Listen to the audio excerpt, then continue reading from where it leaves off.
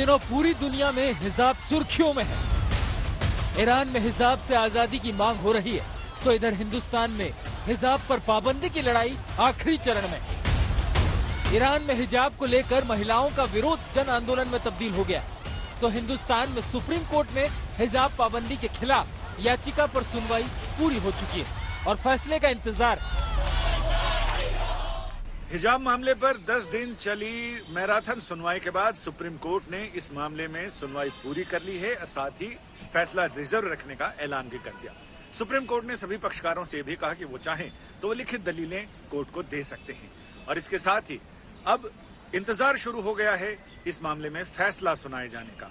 उम्मीद की जा रही है कि 16 अक्टूबर से पहले इस मामले में फैसला आ जाएगा, क्योंकि पीठ के अगवा जस्टिस हेमंत गुप्ता 16 अक्टूबर को रिटायर होने वाले हैं। हिजाब को लेकर सुप्रीम कोर्ट में 10 दिनों तक सुनवाई चली। शुरुआत के 6 दिनों तक मुस्लिम पक्ष ने दलील रखी और फिर कर्नाटक सरकार की ओर से दलील दी गई। दरअसल कर्नाटक सरकार ने शैक्षणिक संस्थानों पर पाबंदी लगाई, जिसे कर्नाटक हाईकोर्ट ने सही माना था। कर्नाटक हाईकोर्ट के फैसले के खिलाफ मुस्लिम पक्ष ने सुप्रीम कोर्ट में याचिका लगाई। हिजाब पर सुप्रीम कोर्ट में सुनवाई अभी जारी ही थी कि ईरान में हिजाब से आजादी की मांग उठने लगी और महिलाएं सड़कों पर उतर आईं। लिहाजा ईरान की चर्चा सुप्रीम कोर्ट में भी हुई। सुनवाई के 8वें दिन सॉलिसिटर जनरल तुषार मेहता ने अदालत में कहा, हिजाब इस्लाम का जरूरी हिस्सा नहीं है। कुछ ऐसे इस्लामिक देश हैं जहां हिजाब का विरोध हो रहा है। ईरान में महिलाएं इसके खिलाफ प्रदर्शन कर रही हैं। इससे साबित होता है कि हिजाब पहनना इस्लाम में जरूरी नहीं है। हिजाब की वकालत और इसकी पाबंदी की मुखालफत करने वाले असदुद्दीन ओवैसी को ईरान की दलील पसंद नहीं आ रही है। मैं आपके राष्ट्रवाद को क्वेश्चन कर रहा हूं।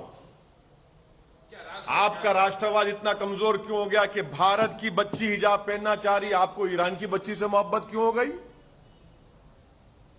मैं सिटीजन हूं या ईरान की भारत की सिटीजन है? अरे कैसी मोहब्बत है तुमको? है? अरे आपको, आप लोगों को मोहब्बत होनी चाहिए भारत के नागरिकों से, उनके फंडामेंटल राइट से, मगर आपको ईरान की फिक्र है, ईरान की फिक्र है। अम्मा यार, कर्नाटका की बच्ची भारत की नागरिक है। आपको भारत के लोगों से मोहब्बत क्यों नहीं है? ईरानियों से मोहब्बत इतनी क्यों हो गई? पेट्रोल मिल रहा बोल के ईरान से आपको, या चबहार पोर्ट हम लोग बना रहे हैं? आपको मोहब्बत होनी चाहिए, आपका राष्ट्रवाद होना चाहिए कि भारत के नागरिक को फंडामेंटल राइट्स मिले। सुप्रीम कोर्ट में 10 दिनों की सुनवाई के दौरान दोनों ओर से ढेरों दलील दी गई।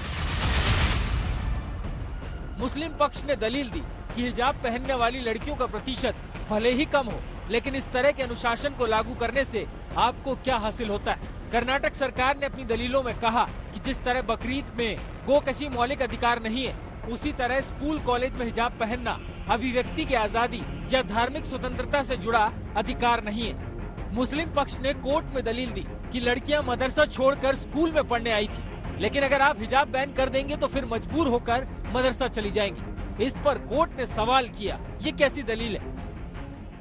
अब कोई हिजाब पहनता है नहीं पहनता, वो भी तो चॉइस है ना, वो भी तो चॉइस है। अब कोई बच्ची भारत की बोल रही है कि मेरा चॉइस है, कॉन्शियस डिसीजन है, एसेंशियल रिलीजियस प्रैक्टिस है, राइट टू प्राइवेसी है, प्रोटेक्शन ऑफ कल्चर है, मैं पहन रही हूं। ईरान में चल रहे प्रदर्शन को दुनिया भर से समर्थन मिल रहा है। हिजाब के विरोध में नई बहस हो रही है, लेकिन हिंदुस्तान के मुस्लिम धर्मगुरु इस्लाम और पर्दे में चोली दामन का साथ बता रहे हैं।